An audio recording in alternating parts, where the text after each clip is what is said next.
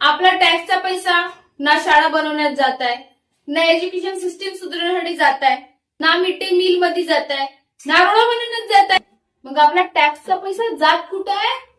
अरे तो टॅक्सचा पैसा तो त्या एमएलए कॉलनी बनवण्यात जात आहे ना. कसं का? हा व्हिडिओ पाय.